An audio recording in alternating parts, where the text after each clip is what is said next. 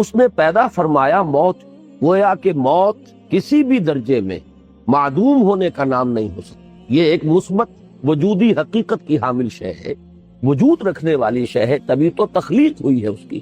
لفظ تخلیق کا اطلاق جو ہے کسی معدوم شے پر نہیں ہو سکتا۔ خلق الموت والحیات، معلوم ہوا جیسے کہ حیات ایک مثبت اور وجودی اہمیت کی حامل شے ہے، اسی طرح موت بھی ایک مثبت وجودی حیثیت کی حامل شے ہے۔ ان کے اندر نوعیت کا فرق ہو سکتا ہے، درجے کا فرق ہو سکتا ہے، لیکن وجود دونوں کے اندر مشترک ہے۔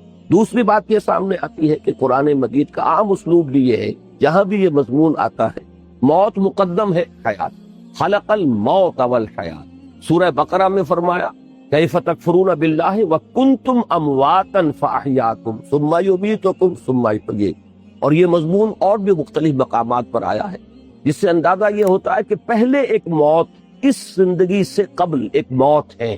سورہ حج کی آیت نمبر 66 میں فرمایا وَهُوَ الَّذِي أَحْيَاكُمْ ثُمَّ يُمِيتُكُمْ ثُمَّ يُحْيِيكُمْ، وہی ہے جس نے تمہیں زندہ کیا پھر تمہیں مارے گا پھر تمہیں زندہ کرے گا۔ تو زندہ اس شے کو کیا جاتا ہے کہ جو پہلے موت کی حالت میں موجود ہے۔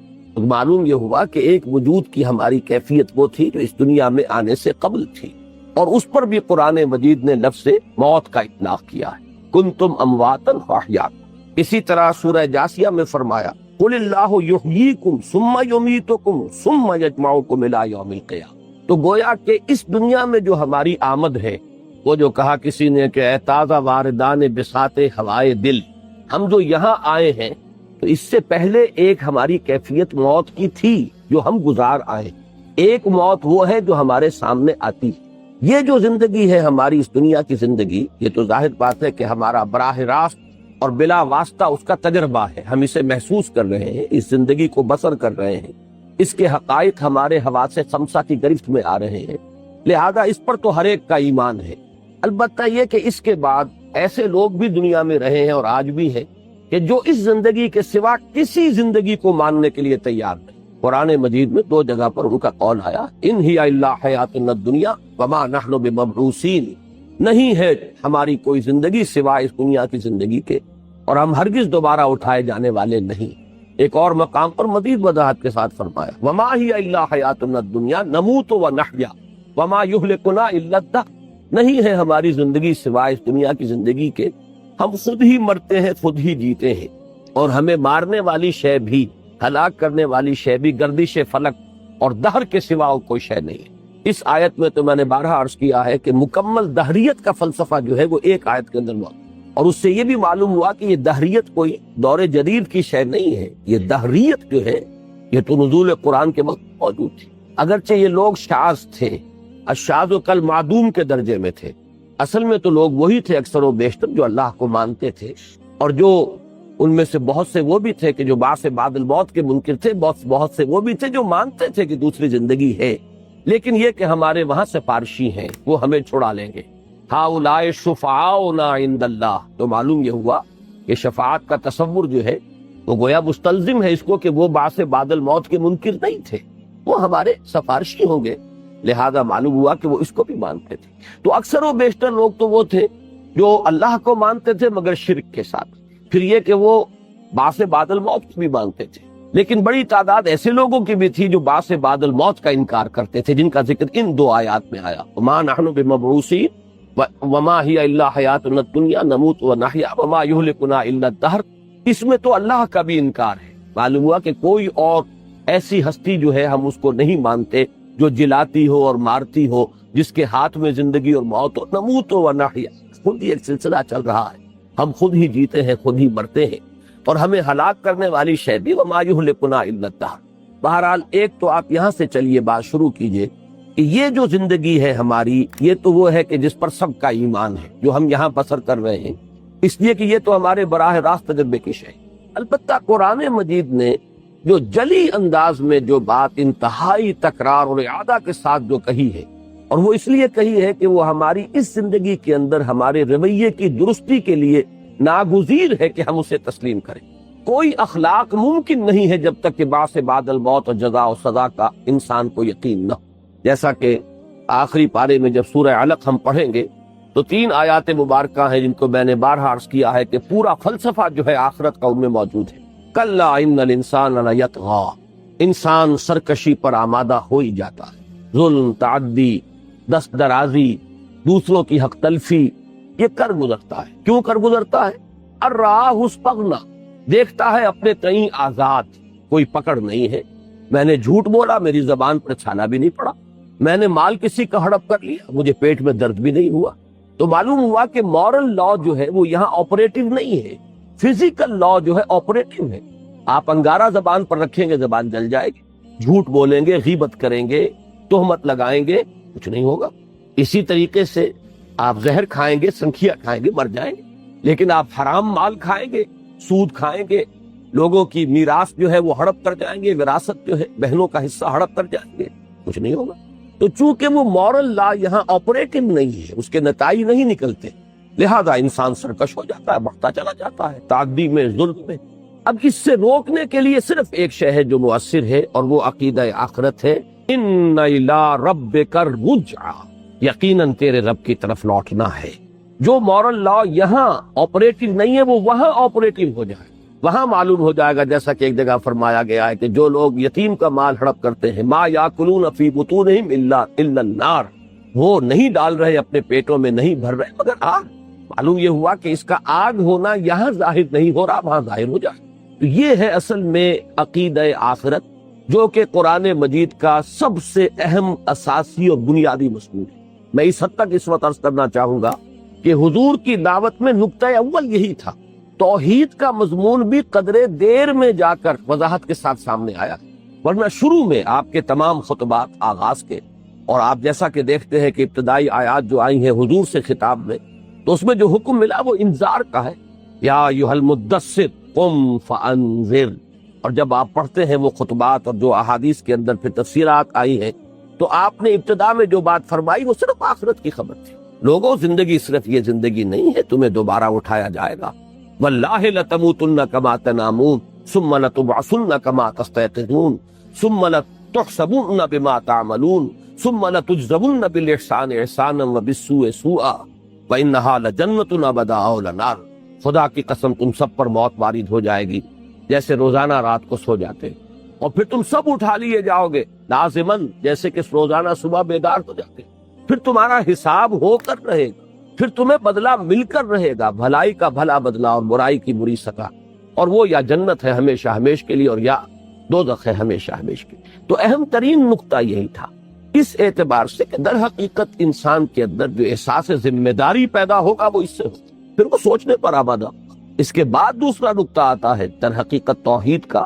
اگرچہ جب ہم دین کے اصول بیان کریں گے تو ہمارا دین اصلاً دین توحید ہے، لیکن یہ کہ دعوت کے اندر ترتیب کچھ بدلتی ہے۔ جیسے کہ اگر آپ قرآن مجید میں جائزہ لیں گے تو رسولوں کے ضمن میں ہمیشہ جب مثبت بات آتی ہے تو تبشیر کا ذکر پہلے، وما ارسلناک الا مبشرا ونذیرا، رسلا مبشرین ومنذرین لئلا یکون للناس علی اللہ حجۃ بعد الرسل۔ تو اگر اصولی طور پر دیکھا جائے تو تبشیر مقدم ہے انذار پر، لیکن واقعاتی اعتبار سے دیکھا جائے تو ابتدائی آیات میں تبشیر کا ذکر ہی نہیں۔ یا ایھا المدثر قم فانذر وانذر عشیرتک الاقربین، اس لیے کہ معاشرہ بگڑا ہوا ہے، یہاں بشارت کسے دے؟ یہاں تو بربادی ہے، تباہی ہے، ہلاکت ہے، اخلاقی پستی ہے، ظلم ہے، جور ہے، تعدی ہے، شرک ہے، کفر ہے، بشارت کسے دے؟ لہذا اس وقت جو بات جو نمایاں ہو کر آئی ہے وہ انذار ہے۔ تو اسی طریقے سے اس بات کو سمجھ لیجئے کہ دعوت نبوی کے اندر انذار آخرت مقدم ہے خود توحید کے اوپر، توحید کا مضمون بعد میں نکھر کر آیا ہے۔ بہرحال قرآن مجید نے سب سے بڑی حقیقت جو ہمارے سامنے رکھی وہ حیات اخروی، البتہ حیات اخروی اور اس حیات دنیاوی کے درمیان ایک شے ہے جس کا نام موت ہے۔ لیکن ذرا غور کریں گے تو معلوم ہوگا کہ اولاً تو موت معدوم ہونے کا نام نہیں، دوسرے یہ کہ ذرا تفصیل میں جائیے، وہ خود ایک حیات ہے۔ موت کہاں ہے؟ جس کو ہم کہتے ہیں حیات برزخی، یہ حیات برزخی ہے۔ حضور صلی اللہ علیہ وسلم کا فرمان ہے کہ قبر جو ہے وہ یا تو جہنم کے گڑھوں میں سے گڑھا ہے اور یا جنت کے باغیچوں میں سے ایک باغیچہ ہے، تو وہ تو حیات ہی کی ایک شکل ہے۔ معلوم ہوا کہ لفظ موت کا اس پر اطلاق مجازن ہو رہا ہے، اسی لیے صحیح لفظ جو ہم استعمال کرتے ہیں وہ تو ہے انتقال، منتقل ہو جانا ہے، زندگی کی ایک حالت سے دوسری حالت کو منتقل ہو جاتا ہے۔ تو در حقیقت یہ موت کے لفظ کا بھی اطلاق جو آنے والی زندگی ہے، یہ حیات برزخی جو حیات اخروی سے پہلے ہے، بعث بعد الموت والا دن جو آئے گا ہماری اس یہاں کی دنیا کے اس انتقال کے بعد سے لے کر، یہ خود ایک حیات ہی کی کیفیت ہے۔ اب یہ چیزیں تو وہ ہیں کہ جو انسان کے عملی رویے کے لیے ضروری ہے کہ اس کا یقین اسے ہو، اس کا علم اسے ہو، تب وہ درست رہے گا۔ لیکن یہ کہ دوسرے حقائق کچھ اور بھی ہیں، وہ ذرا علمی حقائق ہیں، ان کی اہمیت عملی نہیں ہے لیکن علمی ہے۔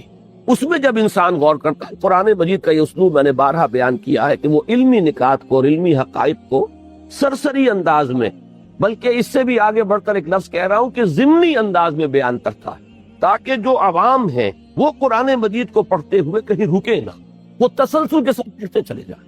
البتہ جن کے ذہن کے اندر فلسفیانہ سوالات موجود ہوں، جن کی ساخت فلسفیانہ ہو، جو گہرے غور و فکر کے عادی ہوں، وہ کہیں جا کر رک جائیں گے۔ مثلا یہی کہ یہ موت کا لفظ کیوں آیا، کیوں نہیں کہا گیا کنتم معدوما فخلقناکم، تم معدوم تھے ہم نے تمہیں پیدا کیا۔ آخر یہ الفاظ کا چناؤ جو ہے الٹپ تو نہیں، یہ تو زیر ہر لفظ غالب چیدام میں خانہ ہے۔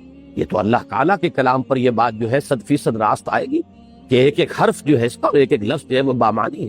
تو لفظ موت کیوں آیا؟ کنتم امواتا فاحیاکم ثم یمیتکم ثم یحییکم۔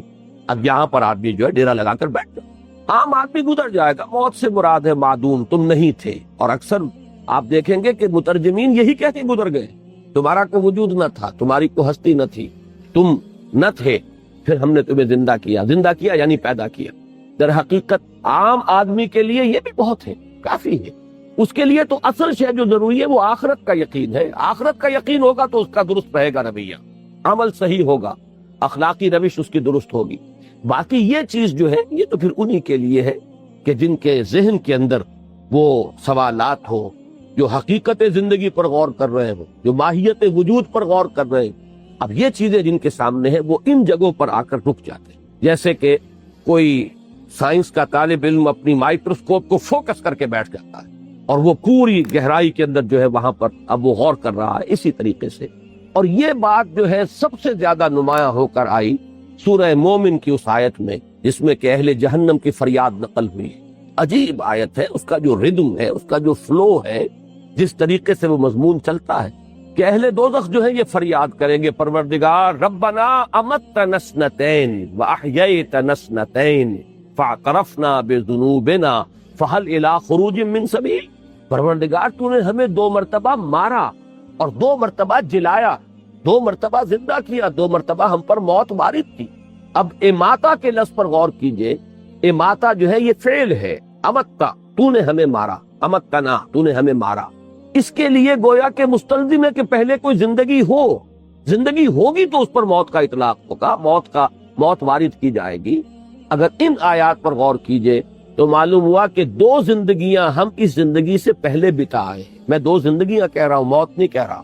وہ کیا ہے؟ اب وہ ہے در حقیقت قرآن مجید کا وہ گہرا فلسفہ جو ہے کہ ہماری پہلی تخلیق ہوئی تھی عالم ارواح میں۔ میں اس لفظ تخلیق کا یہاں اطلاق کر رہا ہوں اس لیے کہ قرآن مجید میں بھی ایک جگہ یہ لفظ آیا ہے، فرمایا گیا ہے کہ جب قیامت میں ہم سب جمع ہوں گے، اللہ کے سامنے کھڑے ہوں گے، پوری نوع انسانی موجود ہوگی، حضرت آدم بھی ہوں گے، اور قیامت جب ہوگی اس وقت جو آخری انسان ہوگا وہ بھی ہوگا، پوری نوع انسانی ہوگی۔ تو اللہ تعالیٰ ایک عجیب خطاب فرمائیں گے، لقد جئتمونا کما خلقناکم اول مرہ، آ گئے ہو نا ہمارے پاس جیسے کہ ہم نے تمہیں پیدا کیا تھا پہلی مرتبہ۔ یہ پہلی مرتبہ بھی جب ہم پیدا کیے گئے تھے تو الارواح جنود مجندہ، حدیث میں یہ الفاظ آئے ہیں کہ وہ روحیں جو ہیں وہ لشکروں کے لشکر تھے۔ تمام ارواح انسانیہ آدم سے لے کر اور آخری انسان تک جو نسل آدم میں پیدا ہوگا ان کی ارواح اس وقت پیدا کر دی گئیں۔ اگرچہ ٹیکنیکلی جو شاہ ولی اللہ دہلوی رحمۃ اللہ علیہ کی اصطلاحات میں نے آپ کو بتائی تھی، اس پر لفظ ایجاد یا ابداع کا اطلاق صحیح تر ہوگا۔ ایجاد ارواح یہ پہلا مرحلہ ہے، اور اس وقت ظاہر بات ہے کہ ہمارا جسم تو نہیں تھا لیکن ہم سب تھے اپنے شعور ذات کے ساتھ کہ میں ہوں، آپ ہیں۔ اور اس وقت ہم نے ایک عہد کیا تھا اللہ سے، الستو بربکم قالوا بلا، ظاہر بات ہے کہ یہ عہد جو ہوتا ہے یہ تو بقائمی ہوش و حواس ہوتا، ہمیں اپنا شعور تھا جب ہم نے عہد کیا ہے۔ گویا کہ اس وقت کے دور کے بارے میں دو الفاظ نوٹ کر لیجئے، اس وقت ہم ارواح کی حالت میں تھے اور پورے شعور ذات کے ساتھ، سیلف کانشسنس کے ساتھ موجود تھے۔ یہ ہماری حیات اولا ہے، سب سے پہلی زندگی۔ اس کے بعد امتا، تو نے ہمیں مارا، یہ پہلی اماتہ کا عمل ہوا ہے۔ اور اس کے بعد ان ارواح کو، میں بار بار لفظ استعمال کرتا ہوں، کسی کولڈ سٹوریج میں رکھ دیا گیا۔ یہ در حقیقت ارواح کی خابیدگی کی ایک کیفیت ہے، سوئی ہوئی ہے ارواح۔ جیسے جیسے اب جو تخلیق کا عالم مادی میں، عالم اجساد میں جو تخلیق کا سلسلہ چل رہا ہے، تو جیسے ہی کسی ایک انسان کا بطن مادر میں، جس کے بارے میں حدیث میں آیا 120 دن کے بعد جب وہ بچہ جو ہے جنین کی شکل میں 120 دن کا ہو جاتا ہے، وہ روح جو ہے اس کی لا کر شامل کر دی جاتی ہے۔ فیرسل الملک، ملک کو بھیجا جاتا ہے، فینفخ فیہ الروح، پھر وہ اس پہ روح پھینک دیتا، وہ پھونک دیتا ہے۔ اور روح سے ظاہر بات ہے کہ زندگی مراد نہیں ہے، زندگی تو اس سے پہلے کہ 120 دن جو ہے وہ بھی کوئی ڈیڈ تو نہیں تھا، وہ جنین، وہ امبریو جو ہے وہ لیونگ امبریو ہے، بلکہ یہ کہ اس سے پہلے جیسے کہ سورہ دہر میں آئے گا، انا خلقنا الانسان من نطفۃ امشاج، ہم نے انسان کو پیدا کیا ملے جلے نطفے سے۔ تو وہ نطفہ کے جس سے انسان کی تخلیق شروع ہوتی ہے، اس کا ایک جز آتا ہے مرد سے، باپ سے، اور ایک جز آتا ہے عورت سے یعنی ماں سے۔ اور یہ دونوں جو ہے لیونگ سیلز ہیں، یہ ڈیڈ نہیں، لیونگ سیلز۔ ان کے امتزاج سے پھر ایک سیل وجود میں آیا، اور اس سے پھر آگے تخلیق کا عمل جو ہے، ایمبریولوجی جس کو کہ ڈسکس کرتی ہے، وہ عمل شروع ہوا 120 دن کے بعد۔ اور یہ حدیث جو ہے بخاری کی ہے، بڑی پختہ حدیث ہے، غالباً متفق علیہ ہے۔ عبداللہ ابن مسعود رضی اللہ تعالی عنہ اس کے راوی ہیں، اور چونکہ مضمون اس کا ایسا ہے کہ جس میں لوگوں کو ہو سکتا ہے کہ اچنبھے کی کیفیت ہو، لہذا حضرت عبداللہ ابن مسعود فرماتے ہیں کہ حضور نے یہ فرمایا وَهُوَ الصَّادِقُ الْمَصْدُوقُ، اور وہ سچے ہیں اور ان کی سچائی کی گواہی دی گئی ہے۔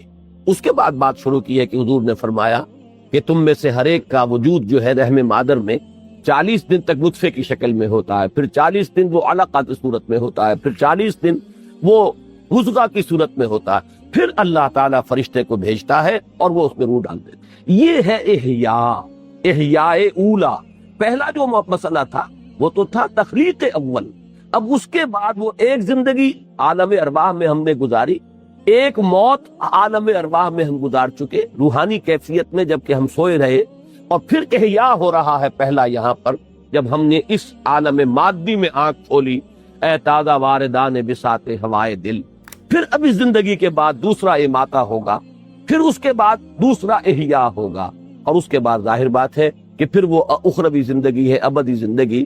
تو در حقیقت اس کو بطور دلیل استعمال کریں گے اہل جہنم کہ پروردگار جب 4-5 مراتب ہم پر گزر چکے، 2 مرتبہ تو نے مارا، 2 مرتبہ جلایا، تو اب ایک مرتبہ اور ہمیں موقع مل جائے، فَهَلْ إِلَىٰ خُرُوجٍ مِّن سَبِيلٍ، یعنی جب ایک چیز چلی آ رہی ہے اور تکرار 2 مرتبہ ہو چکی ہے تو گویا کہ اس سے ایک دلیل بنتی ہے کہ ایک مرتبہ کا ہمیں موقع اور مل جائے۔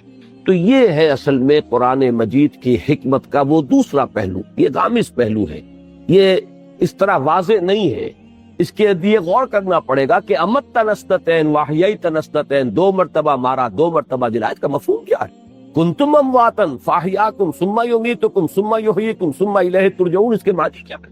تو گویا کہ ہمارے وجود کے، اب دیکھیے اخروی زندگی کے بارے میں ہمارا عقیدہ ہے کہ وہ ابدی ہے، وَإِنَّهَا لَجَنَّةٌ أَبَدًا أَوْ لَنَارٌ أَبَدًا، اگرچہ ہمارے ہاں بعض لوگوں کا خیال کچھ ہے، میں اصل میں چونکہ پچھلی مرتبہ بھی ایک بات میں کہہ بیٹھا، بعض حضرات نے کہا کہ اس قسم کی باتیں اگر نہیں ہو تو اچھا ہے، بہت سے لوگوں کے ذہن میں خامخواہ کے اشکال ہو جاتے ہیں، وہ خالص فلسفیانہ بات ہے یا اسے شاعرانہ بات کہیے، اس لیے کہ ہائر پوئٹری، ہائر فلسفی، ہائر مسٹیسزم، ہائر ریلیجن، یہ چاروں اوپر جا کر ایک ہو جاتے ہیں۔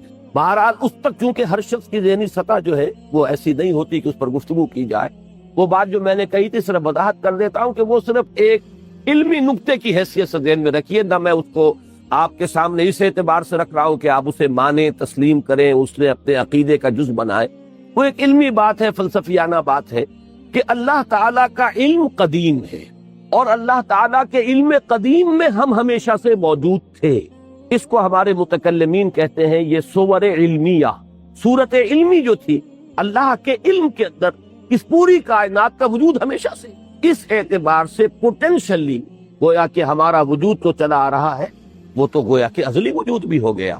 علامہ اقبال نے اسی آئیڈیا کو لے کر بڑا خوبصورت شعر کہہ دیا، بضمیرت آرمیدم تو بے جوش خود نمائی، بکنارہ برف گندی در آپ دار خود را، میں تو تیرے اندر آرام سے سویا ہوا تھا، تو نے اپنے آپ کو ظاہر کرنے کے لیے اپنے اس موتی کو جو ہے وہ باہر پھینک دیا ہے، ورنہ مجھے تو کوئی وجود کی اور اس وجود کی، اس زندگی کی مجھے تو کوئی ضرورت نہیں تھی، میں تو بڑے چین سے سویا ہوا تھا۔ بضمیرت آرمیدم تو بے جوش خود نمائی۔ البتہ میں نے اس لیے اس کا ذکر کر دیا کہ اس حدیث قدسی کے ساتھ اس کا مضمون جڑتا ہے، جو اگرچہ محدثین سند کے اعتبار سے اسے تسلیم نہیں کرتے، لیکن پوری امت نے بالاجماع اسے قبول کیا ہے، مفسرین نے، ہمارے فقہا نے، سب نے مانا ہے مضمون کے اعتبار سے کہ وہ بات صحیح ہے۔ وہ یہ کہ کنت کنزم مخفیہ، میں ایک چھپا ہوا خزانہ تھا، فاحببت ان اعرف فخلقت الخلق، تو میں نے یہ چاہا کہ مجھے پہچانا جائے تو میں نے خلق کو پیدا کیا۔ ایک بند خزانہ ہے، میری قوت خلاقی، میری قوت تخلیق جو ہے وہ چھپی ہوئی تھی، اس کا ظہور ہے یہ۔ اور اسی میں پھر آخری نقطہ یہ ہے کہ انسان وہ تخلیق ہے اللہ کی، وہ کلائمیکس ہے کریشن کا، جس میں کہ اللہ کو پہچاننے کی استعداد ہے، اور وہ بقیہ تمام مخلوقات کو گویا کہ ذریعہ بناتا ہے اللہ کو پہچاننے کا۔ یہ آسمان اور زمین اور چاند اور سورج اور ستارے، یہ سب آیات ہیں۔ ان فی خلق السماوات والارض واختلاف اللیل والنہار والفلک التی تجری فی البحر بما ينفع الناس الی آخر الآیہ، یہ ساری تخلیق جو ہے یہ آیت بن گئی، اور در حقیقت یہ کس لیے ہے کہ ان کے ذریعے سے انسان اللہ کو پہچانے۔ یہی وجہ ہے کہ صوفیہ وہ جو آیہ مبارکہ ہے سورہ زاریات کی، وما خلقت الجن والانس الا لیعبدون، اس کی تعبیر یہی کرتے ہیں، وما خلقت الجن والانس الا لیعرفون، تاکہ مجھے پہچانے۔ ظاہر بات ہے جب اللہ کی معرفت حاصل ہو جائے گی تو پھر اللہ ہی سے محبت ہوگی، اللہ ہی سے لو لگائی جائے گی، اسی کا بندہ بے دام بن کر انسان رہ جائے گا۔ کیسے ممکن ہے کہ وہ پہچان لے اللہ کو اور پھر اس کی توجہ کسی اور طرف ہو جائے، کسی اور کی محبت کا وہ اسیر ہو جائے؟ ناممکن۔ یہ تو در حقیقت ہم اللہ کو چھوڑ کر کسی اور چیز کی طرف متوجہ اس لیے ہوتے ہیں کہ وما قدر اللہ حق قدرہ، کہ اللہ کا ہم اندازہ نہیں کر پاتے، اس کے جلال و جمال اور اس کے حسن و کمال کا ہمیں کچھ تھوڑا سا بھی اندازہ ہو جائے تو پھر یہ کہ کسی اور کو دیکھنے کو جی ہی نہیں چاہے، کسی اور کی طرف توجہ ہوگی ہی نہیں۔ تو یہ ہے وما خلقت الجن والانس الا لیعبدون، وہ نتیجہ نکلے گا کس کا؟ الا لیعرفون، مجھے پہچانو گے تو مجھ سے محبت کرو گے، مجھے پہچانو گے تو میرے بندہ بے دام بن جاؤ گے، میرے غلام بن جاؤ گے، میری بندگی ہی کو اپنی زندگی کا اصول اور نایابت بنا لو گے۔ بہرحال یہ وہ حصہ ہے جو صرف ایک فلسفیانہ ایک بات، جن حضرات کے دلوں میں کوئی خواہش ہے کبھی وہ پڑھیں گے تو پھر یہ مسائل شاید آئیں، اس اعتبار سے میں نے صرف اس کا ذکر کر دیا ہے۔ اسی طرح میں ایک ذکر اور کر رہا، اور وہ ذکر یہ ہے کہ اگرچہ اہل سنت کا اجماعی عقیدہ یہ ہے کہ جنت بھی ابدی ہے، ابدی ہے، ابدی ہے، ہمیشہ ہمیشہ ہمیشہ ہمیشہ ہمیشہ ہمیشہ، اور دوزخ بھی ابدی ہے، ابدی ہے، ہمیشہ ہمیشہ ہمیشہ ہمیشہ، کوئی ان دونوں کے لیے اختتام نہیں۔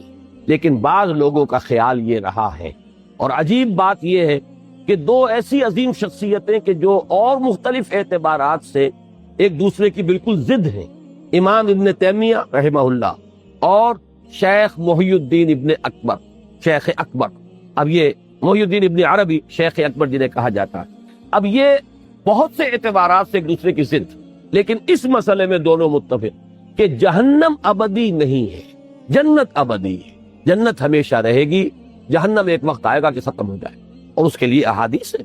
میں آپ کو بتا دوں کہ مولانا سید سلیمان ندوی رحمۃ اللہ علیہ نے جب سیرت النبی کی تکمیل کی ہے، سیرت النبی کے پہلے دو حصے جو ہیں وہ ان کے استاذ کے لکھے ہوئے ہیں، شبلی نعمانی رحمہ اللہ، اور بقیہ چار حصے جو ہے در حقیقت وہ سیرت نہیں ہے، وہ انسائکلوپیڈیا ہے، وہ ایک بہت بڑا علمی ذخیرہ ہے۔ اس کی جلد چہارم میں انہوں نے بحث کی ہے، اور انہوں نے اپنی رائے بھی انہی کی رائے کے ساتھ شامل کی ہے کہ جہنم ابدی نہیں۔ ایسی احادیث موجود ہیں کہ فرمایا حضور نے کہ ایک وقت آئے گا کہ جہنم ایک کھنکتی ہوئی خالی دیگ کے مانند رہ جائے گی، اس میں کچھ نہیں، اور اس کے لیے عقلی دلائل بھی دیے گئے کہ ظاہر بات ہے اللہ کا فضل تو بے پایا ہو، وہ تو بات سمجھ میں آتی ہے، اس کی حساب کتاب کی ضرورت نہیں ہے، لیکن انسان نے جو غلطیاں کی ہیں، گناہ کیے ہیں، وہ بہرحال محدود ہے، اس نے محدود زندگی میں گناہ کیے، اور آپ یہ بھی کہہ لیجئے کہ اس کے بعد میں بھی اثرات رہے، بعد میں بھی اثرات رہے، نسلاً بعد نسل چلے، لیکن وہ بھی تو محدود ہو جائے گا ایک جگہ جا کر۔ آخر قیامت آئے گی تو نسل آدم ختم ہو جائے گی، اور نسل آدم ختم ہو جائے گی تو کسی کے گناہ کے اثرات بھی وہاں جا کر تو ختم ہو گئے۔ اور قرآن مجید میں بار بار آتا ہے کہ اللہ تعالیٰ کسی گناہ کی سزا اتنی ہی دیتا ہے جتنا کہ وہ گناہ ہے، البتہ نیکی کا اجر و ثواب وہ بڑھاتا ہے۔ تو یہ جو اصول ہے، اس اصول سے بھی یہ بات ثابت ہوتی ہے کہ کتنا طویل لاکھوں سال، کروڑوں سال، اربوں سال تک بھی مان لیجئے، لیکن یہ کہ عقل کا تقاضا یہ ہے، منطق کا تقاضا یہ ہے کہ ایک محدود زندگی میں جو گناہ کیے گئے ہیں اور اس کے اگر اثرات بھی چلے ہیں تو وہ بھی بہرحال کتنے ہی طویل ہو جائیں، ایک جگہ پر آ کر حد اس کی آ جائے گی، تو اس کی جو سزا ہے وہ بھی محدود ہونی چاہیے، وہ لامحدود تو نہیں ہونی چاہیے۔ یہ ہے اس کے فلسفیانہ دلیل، اور احادیث موجود ہیں۔ بہرحال اہل سنت کا یہ علمائی عقیدہ نہیں ہے، لیکن میں نے علم آپ کے معلومات کے لیے یہ بات عرض کر دی ہے۔ ابن عربی، شیخ اکبر، اور امام ابن تیمیہ رحمہ اللہ دونوں کی یہ رائے ہے۔ اب باقی جو ہے اصل بات سمجھنے کی کیا ہے، خلق الموت والحیات، یہ میں نے آج عرض کیا، پہلے میں نے عرض کیا تھا کہ 3 زندگیاں 2 موتیں۔ پہلی زندگی خالص ارواح کی حالت میں، لیکن اس وقت شعور بھی تھا۔ ایک موت پہلی آ گئی جبکہ روح تھی خابیدہ، سوئی ہوئی، کولڈ سٹوریج۔ پھر ہماری دوسری زندگی یہ ہے جس میں روح بھی ہے، جسد بھی ہے، شعور بھی ہے۔ پھر موت آئے گی جس میں کہ روح بھی ہوگی، نفس بھی ہوگا، جسد گل سڑ جائے گا، اور اس میں ایک نیم شعوری کی کیفیت بھی ہوگی، اس لیے کہ یہ عالم برزخ کے اندر بھی کچھ نہ کچھ ریفلیکشن جو ہے، عالم آخرہ میں جو کچھ ہونے والا ہے، نتیجہ نکلنے والا ہے، اس کی ایک ریفلیکشن ہے۔ وہ جو انگریزی میں آپ کہتے ہیں کہ coming events cast their shadows before, تو اہل جنت کو جو کچھ ملنے والا ہے، ٹھنڈی ہوائیں قبر میں آ جائیں، اور اہل دوزخ کے ساتھ جو کچھ بیتنے والا ہے، اس کی آگ کی لپٹ جو ہے وہ یہاں آ جائے۔ کبھی تو حضور نے فرمایا کہ کھڑکی کھول دی جاتی ہے، یا جنت کی طرف کھڑکی کھول دی جائے گی یا جہنم کی طرف کھول دی جائے گی، یا وہاں سے اس کی خوشبوئیں آئیں گی اور ٹھنڈی ہوائیں آئیں گی، اور یا یہ ہے کہ جہنم کی لپٹ آنی شروع ہو جائے۔ تو میں اسی لیے لفظ استعمال کرتا ہوں نیم شعوری کی کیفیت۔ پھر ہے وہ جب بعث بعد الموت ہے، پھر وہ ابدی زندگی، اگر وہ جہنم کے معاملے میں ہو بھی، لیکن وہ اتنی طویل ہے کہ جس کو ہم تو لفظ ابد ہی سے تعبیر کریں گے تو سمجھ میں آئے، اس لیے کہ ہمارے الفاظ تو محدود ہیں، ہمارا تصور جو ہے الفاظ کے حوالے سے قائم ہوتا ہے، اور ہمارا ذہن چونکہ محدود ہے، الفاظ اسی کی بنیاد پر وجود میں آئے ہیں، ہم ابد کا تصور کر ہی نہیں سکتے، بلکہ ہمارا تصور تو کہیں نہ کہیں جا کر محدود ہی ہو جائے گا، صرف یہ کہیں گے بہت طویل۔ یہی وجہ ہے قرآن مجید کہیں صرف خلود کے لفظ پر اکتفا کرتا ہے، خالدین فیہا، کہیں پھر مزید اضافہ کرتا ہے خالدین فیہا ابدا، کہیں فرماتا ہے ما دامت السماوات والارض، جب تک آسمان اور زمین رہے، کہیں فرماتا ہے احقابا، وہ احقاب صدہا برس، صدیوں پر صدیاں بیتتی جائیں گی، رہیں گے اس میں، اس لیے کہ اب اس کے علاوہ ہماری زبان کے الفاظ اور کہاں سے آئے؟ ہماری زبان ہے نا جس میں قرآن مجید نازل ہو رہا ہے، ہم نہیں سمجھ سکتے، اگر یہ کوئی ایبسولوٹ لینگویج ہو تو اس میں ہم کیسے سمجھیں؟ تو یہ تو ہماری زبان ہے، عربی مبین جس کو کہا گیا، اس میں ہم نے نازل کیا ہے، انا انزلناہ قرآنا عربیا لعلکم تعقلون، تاکہ تم سمجھ سکتے، ہم نے اس کو قرآن عربی بنا کر نازل کیا۔ یا اس سے پہلے کوئی کتاب اتری وہ قرآن عبرانی تھی، یا کوئی اور پہلے صحیفہ حضرت ابراہیم کا نازل ہوا ہوگا، تو ہم نہیں کہہ سکتے کہ وہ عبرانی تھی یا کوئی اور زبان تھی، واللہ اعلم۔ تو معلوم یہ ہوا کہ ہمارے الفاظ محدود ہیں، اب زیادہ سے زیادہ تصور دینے کے لیے مختلف اسلوب ہیں، کہیں صرف خلود، کہیں خالدین فیہا ابدا، کہیں ما دامت السماوات والارض، جب تک آسمان اور زمین قائم رہے، کہیں احقابا، صدہا برس، صدیوں پر صدیاں بیتتی جائیں گی۔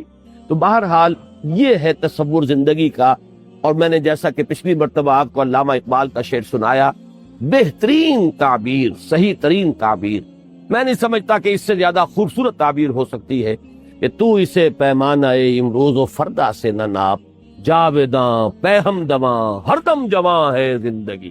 اب یہ ہر دم جواں ہے زندگی، یہ الفاظ جو ہیں، اس میں جو بھی کچھ یعنی کونوٹیشن، اس کا جو مفہوم ذہن میں آتا ہے، کچھ وہی ہے حقیقت کے قریب تر ہمارے ذہن کو پہنچانے والی بات، کہ تو اسے پیمانۂ امروز و فردا سے نہ ناپ، جاویداں پہم دماں ہر دم جواں ہے زندگی۔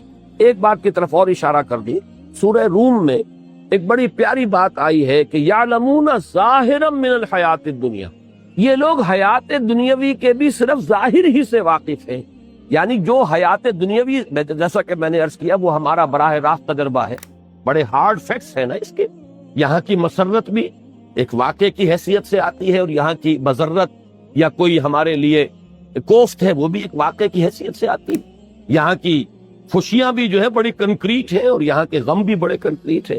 تو یہ ہے ہمارا ڈائریکٹ ایک اس کا تجربہ اور ایکسپیرینس، لیکن در حقیقت اس زندگی کی بھی جو اصل باطنی حقیقت ہے وہ ہمارے حواس کے دائرے سے باہر ہے، اور وہ ہے روح۔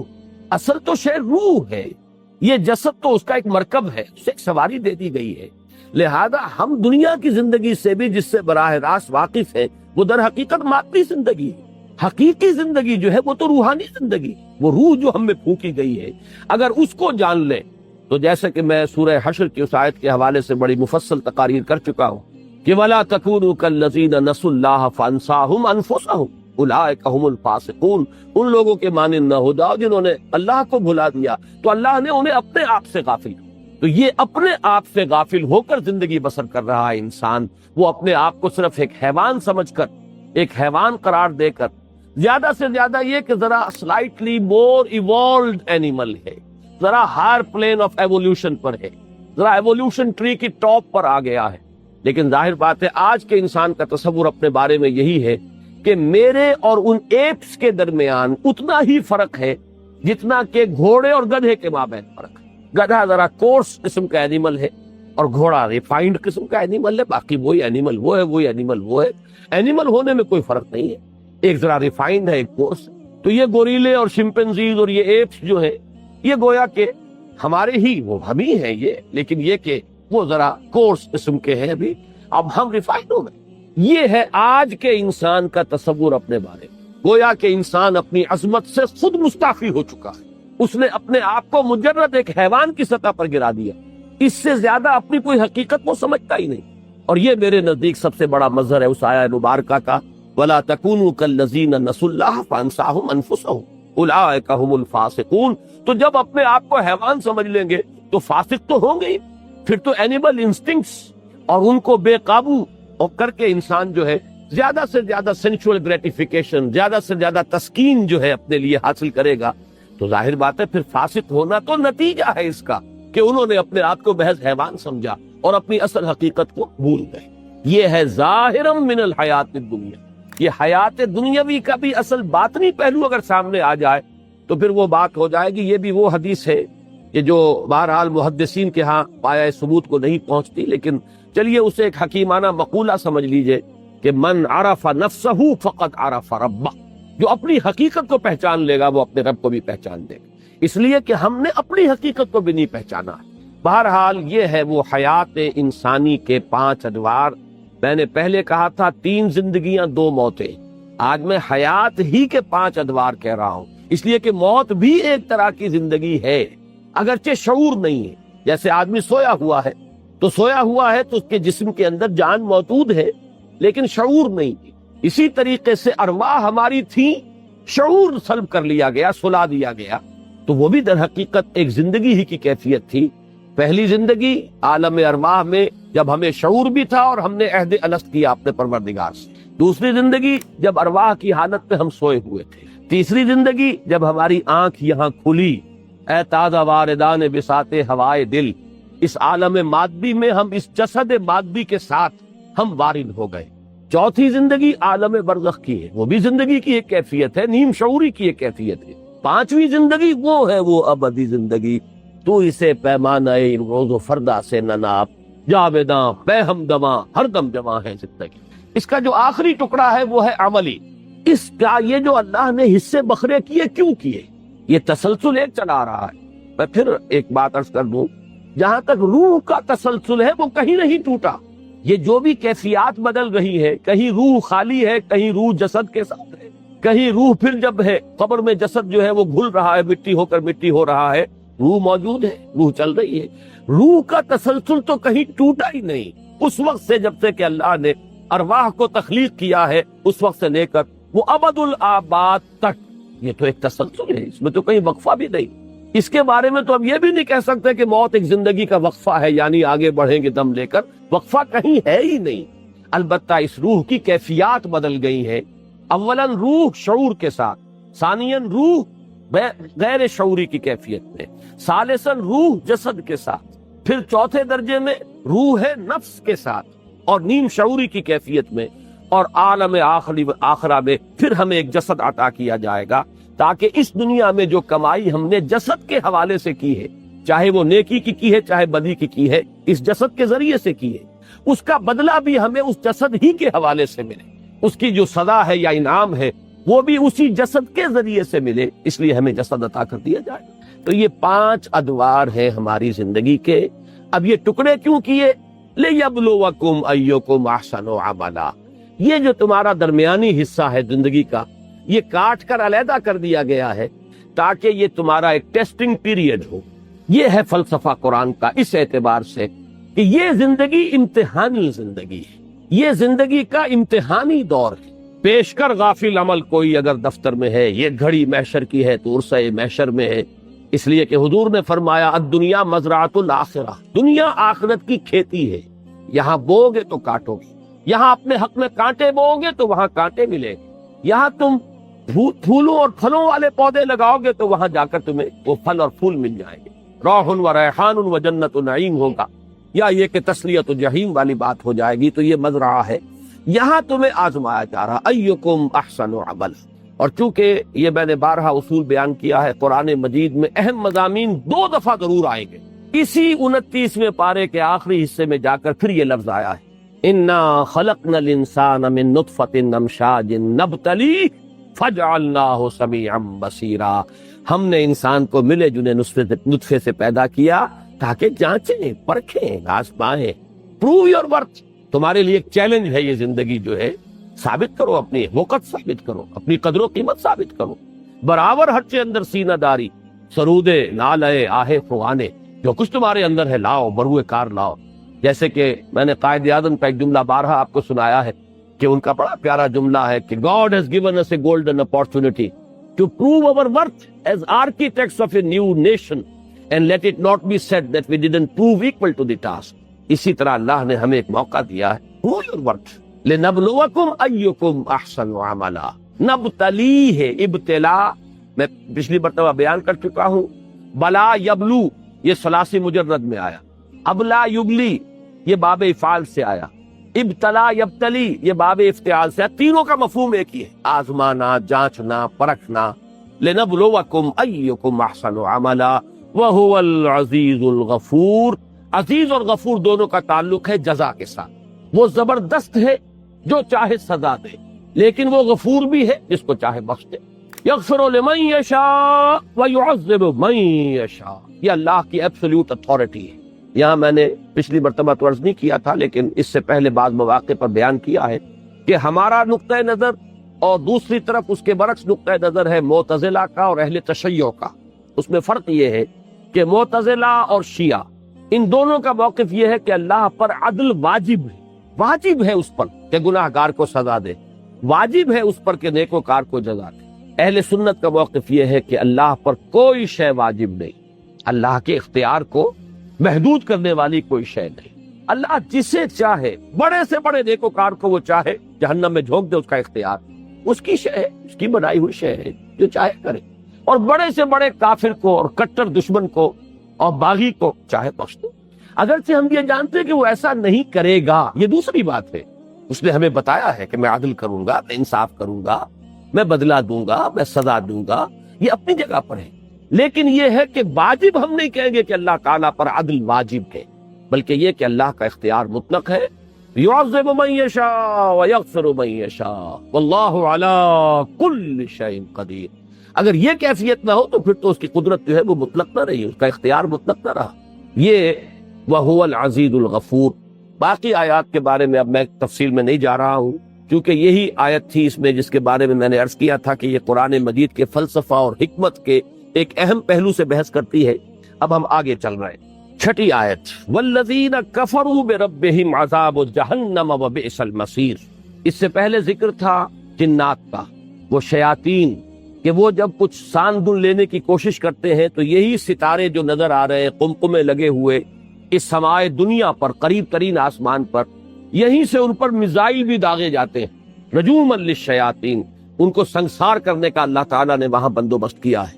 میں نے عرض کیا تھا کہ یہ مضمون تفصیل سے آئے گا سورہ جن میں، اور جنات کی حقیقت کیا ہے اور ہم سے وہ کس کس اعتبار سے مختلف ہے. آیا ان کا جو ہے معاملہ نبوت اور رسالت کا وہ کوئی اپنی جگہ پر علیحدہ ہے یا نہیں ہے، یا وہ نبوت اور رسالت کے ذیل میں جو انسانوں میں نبی اور رسول آئے ہیں انہی کے تابع ہیں. یہ مسائل انشاءاللہ تعالیٰ وہ سورہ جن جب ہم پڑھیں گے اسی 29ویں پارے میں آ جائے گی، تب تفصیل سے گفتگو ہوگی. اس کے بعد فرمایا وَأَعْتَدْنَا لَهُمْ عَذَابَ السَّعِيرِ، اور ہم نے ان کے لیے دوزخ کا عذاب بھی تیار کیا ہوا ہے. وَلِلَّذِينَ كَفَرُوا بِرَبِّهِمْ، اب یہاں سے مراد ہے انسان، اور انسانوں میں سے جو کفر کریں اپنے رب کا، جو ناشکری کریں اپنے رب کی، جو انکار کریں اپنے رب کا، یا مان کر نہ مانے اپنے رب کو، یعنی مان تو رہے ہیں لیکن یہ کہ اس کے حکم پر عمل نہیں کر رہے. لما تقولون ما لا تفعلون، یہ کفر حقیقی ہے. ایک کفر قانونی ہے جو مان نہیں رہا، ایک یہ کہ جو مان کر نہیں مان رہا، زبان سے دعویٰ کر رہا ہے لیکن عمل میں انکار ہے. جیسے فرمایا گیا سورہ جمعہ میں ہم پڑھ آئے ہیں کہ یہود کی مثال دی گئی ہے، بئس مثل القوم الذین کذبوا بآیات اللہ، بری ہے مثال اس قوم کی جس نے اللہ کی آیات کو جھٹلایا. تکذیب، اب ظاہر بات ہے کہ یہود نے تورات کی تکذیب تو نہیں کی، زبان سے تو کبھی نہیں جھٹلایا، وہ عملی تکذیب ہے. تو ایک کفر عملی ہے جس کی سب سے بڑی مثال منافق دعویٰ کر رہا ہے. اذا جاءک المنافقون قالوا نشهد انک لرسول اللہ واللہ یعلم انک لرسولہ واللہ یشہد ان المنافقین لکاذبون. جب یہ منافق آپ کی خدمت میں حاضر ہوتے ہیں نبی اور کہتے ہیں کہ ہم گواہ ہیں اس پر کہ آپ اللہ کے رسول ہیں، اور اللہ خوب جانتا ہے کہ آپ اللہ کے رسول ہیں. بلکہ میں تو یہ الفاظ استعمال کیا کرتا ہوں، اللہ سے بڑھ کر کون جانے گا کہ آپ اللہ کے رسول ہیں، لیکن اللہ گواہی دیتا ہے کہ منافق جھوٹے ہیں. تو کفر کو در حقیقت ان تمام میں، بلکہ شاید بعض رات میں یاد آ گیا ہو، ابتدا میں کافی کوٹ کیا کرتا تھا سائیں عبد الرزاق رحمہ اللہ، اب ان کا انتقال ہو گیا ہے. وہ بڑے پیارے انداز میں کہا کرتے تھے جو دم غافل سو دم کافر. ایک کفر کی جو ہے قانونی ڈیفینیشن ہے، کون کافر ہے، ہندو کافر ہے، فلاں کافر ہے، فلاں کافر ہے، جو حضور کو نہیں مانتا، جو ختم نبوت کو نہ مانتا وہ کافر ہے. ایک ہے حقیقی کفر، جو سانس بھی انسان کا اللہ تعالی کی طرف سے غافل کیفیت کے اندر، غافل حالت کے اندر نکلتا ہے، وہ ایک طرح کا کفر. جو دم غافل سو دم کافر. بہرحال وہ حقیقت کفر اور وہ قانونی کفر. والذین کفروا بربہم عذاب جہنم، ان کے لیے جہنم کا عذاب ہے. وبئس المصیر، اور وہ بہت ہی برا ٹھکانہ ہے. اذا القوا فیہا سمعوا لہا شہیقا وہی تفور، جب وہ اس میں ڈالے جائیں گے، جھونکے جائیں گے، گرائے جائیں گے تو سنیں گے اس کو شہیق کی کیفیت میں. وہ ابھی میں بیان کروں گا کہ یہ شہیق اصل میں کیا ہے. یہ دو الفاظ قرآن مجید میں آئے ہیں، شہیق اور زفیر. سورہ ہود میں آیت نمبر 109 میں فرمایا فَأَمَّا الَّذِينَ شَقُوا فَفِي النَّارِ لَهُمْ فِيهَا زَفِيرٌ وَشَهِيقٌ. یہ دونوں الفاظ جو ہیں گدھے کی آواز پر ان کا اطلاق ہے. گدھے کی آواز جیسے کہ سورہ لقمان میں فرمایا ان انکر الاصوات لصوت الحمیر. تمام آوازوں میں سب سے زیادہ مکروہ آواز، سب سے زیادہ ناپسندیدہ جو انسان کے اوپر بڑی گراں گزرتی ہے وہ گدھے کی آواز. اور گدھے کی وہ جو چیخ ہے اس کے دو حصے ہوتے ہیں، آواز بالکل دو مختلف آوازیں نکلتی ہیں اس کی. ایک تو جب وہ تیزی سے زور سے سانس اندر کھینچتا ہے تو ایک خاص آواز پیدا ہوتی ہے، یہ ہے شہیق. اور جب وہ اسی زور کے ساتھ سانس کو باہر نکالتا ہے تو یہ ہے زفیر. تو ان دو آوازوں کے لیے مستقل دو الفاظ عربی زبان میں، شہیق جبکہ گدھا بہت زور کے ساتھ سانس اندر کھینچتا ہے پھیپڑے میں تو جو آواز نکلتی ہے وہ شہیق ہے، اور جب وہ سانس کو نکالتا ہے آواز کو باہر تو وہ زفیر ہے.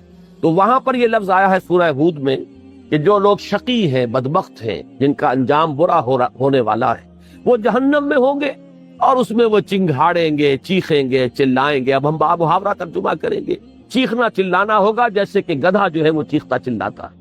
یہاں فرمایا گیا ہے کہ جب ان میں سے کسی کو پھینکا جائے گا، جہنم میں ڈالا جائے گا، تو خود جہنم کی ایک آواز ہوگی اس شہیق کے مانند، جیسے گدھے کی آواز ہوتی ہے جبکہ وہ اپنے سانس کو زور کے ساتھ کھینچتا ہے. سمعوا لہا شہیقا وہی تفور.